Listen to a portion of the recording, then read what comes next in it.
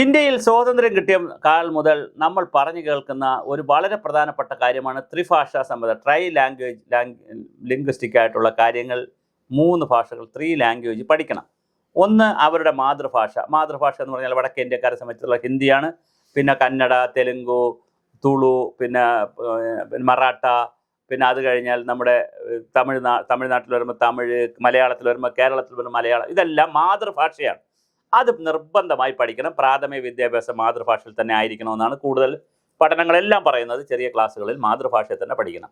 രണ്ടാമത് നമ്മൾ പഠിക്കേണ്ടത് ഒരു ദേശീയ ഭാഷ. കാര്യം ദേശത്തിൻ്റെ ഒരു ഭാഷ ഹിന്ദി എന്നുള്ള നിലയിൽ പഠിക്കണം. പക്ഷേ അതിന് തമിഴ്നാട്ടിൽ വലിയ എതിർപ്പുണ്ട്. കാരണം അത് ആര്യന്മാരുടെ ഭാഷയാണ്. ദ്രാവിഡന്മാരായ നമ്മൾ പഠിക്കേണ്ടതെന്ന് പറഞ്ഞാൽ ശകലം ജാതിയൊക്കെ കൂടെ കയറ്റി അതിന് നാശക്കോട്ട. അല്ല, ഹിന്ദി പഠിക്കുന്നത് നല്ലതല്ലേ? ഇപ്പോൾ തമിഴ്നാട്ടിലുള്ള കുട്ടികൾക്ക് ഡൽഹിയിലൊക്കെ ജോലി കിട്ടിയാൽ തീർച്ചയായിട്ടും ഹിന്ദി പഠിച്ചാൽ കൂടുതൽ നല്ലതാണ്. നോർത്ത് ഇന്ത്യയിലൊക്കെ പോയി കഴിഞ്ഞാൽ ഇന്ത്യയിലെ ഏറ്റവും കൂടുതൽ സ്റ്റേറ്റുകളുള്ളത് ഇതല്ലേ, ഹിന്ദിക്കാരല്ലേ. അപ്പോൾ ഹിന്ദി കൂടെ പഠിക്കണം, നല്ലതാണ്. ഇപ്പം ഞാനൊക്കെ ഹിന്ദി നന്നായിട്ട് നമുക്ക് എഴുതാനറിയാം, വായിക്കാനും അറിയാം. പക്ഷേ പറയാൻ നന്നായിട്ട് അറിയില്ല. പറയാൻ നന്നായിട്ട് അറിയാത്തതുകൊണ്ട് കേട്ടാലും അത് വളരെ സീരിയസ് ആയിട്ട് നമുക്കല്ല, കുറച്ചൊക്കെ അറിയാം. പക്ഷേ വളരെ സീരിയസ് ആയിട്ട് കടുകട്ടി ഹിന്ദി എന്ന് പറഞ്ഞാൽ നമുക്ക് മനസ്സിലാവില്ല.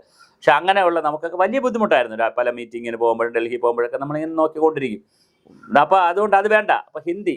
മൂന്നാമത്തെ ഭാഷയാണ് സാർവദേശീയ ഭാഷ എന്ന് പറയുന്നത്. ഇൻ്റർനാഷണൽ കണക്ട് ചെയ്യുന്നൊരു ഭാഷ എന്നുള്ളത് ഇംഗ്ലീഷ്. കാര്യം ഗവേഷണങ്ങളും ഹയർ സ്റ്റഡീസിനൊക്കെ പോകണമെങ്കിൽ ഇംഗ്ലീഷ് പഠിക്കുന്നത് നല്ലതാണ്. പക്ഷേ ഇപ്പോൾ നമ്മുടെ നരേന്ദ്രമോദി സാർ വന്ന് പറഞ്ഞിരുന്നത് എന്താണെന്ന് വെച്ചാൽ, വാരാണസിയിൽ നടക്കുന്ന കാശി തമിഴ് സംഗമം, വാരാണസിയിൽ കാശി തമിഴ് സംഗമം നടത്തുകയാണ്. അതൊക്കെ വലിയ മാറ്റമാണ് ഇവർ കൊണ്ടുവരുന്നത്. തമിഴ് പഠിക്കാൻ ആഹ്വാനം ചെയ്തിരിക്കുകയാണ്. നോർത്ത് ഇന്ത്യക്കാർ തമിഴ് പഠിക്കണം. കാര്യം തമിഴ് വലിയൊരു ഭാഷയാണ് കേട്ടോ. ദ്രാവിഡ ഭാഷയിൽ വലിയ സാഹിത്യവും സംസ്കാരവും ഒക്കെ ഉള്ള വലിയ ഭാഷയാണ് തമിഴ്. അപ്പോൾ തമിഴ് പഠിക്കണം എന്നാണ് മൻ കി ബാത്ത് പ്രസംഗത്തിലായിരുന്ന അഭ്യർത്ഥന. കാശി തമിഴ് സംഗമത്തിൻ്റെ 4ാം പതിപ്പ് നാളെ വാരാണസിയിലെ നമോഘട്ടിൽ ആരംഭിക്കും. ലോകത്തിലെ ഏറ്റവും പഴക്കം ചെന്ന ഭാഷയുടെയും ലോകത്തിലെ ഏറ്റവും ചെന്ന നഗരങ്ങളുടെ സംഗമമാണ് മോഡി ഈ പരിപാടിയെ വിശേഷിപ്പിച്ചത്. വാരാണസിയിൽ നടക്കുന്ന പരിപാടി ലോകത്തിലെ ഏറ്റവും പഴക്കമുള്ള നഗരവും ഏറ്റവും പഴക്കമുള്ള ഭാഷയും. തെരഞ്ഞെടുപ്പ് സാഹചര്യത്തിൽ മോഡിയുടെ വാക്കുകൾക്ക് വലിയ രാഷ്ട്രീയ പ്രാധാന്യമുണ്ട്. തമിഴ്നാട്ടിലെ ജനങ്ങൾ മോഡിക്ക് കൈയടിച്ച് കഴിഞ്ഞു.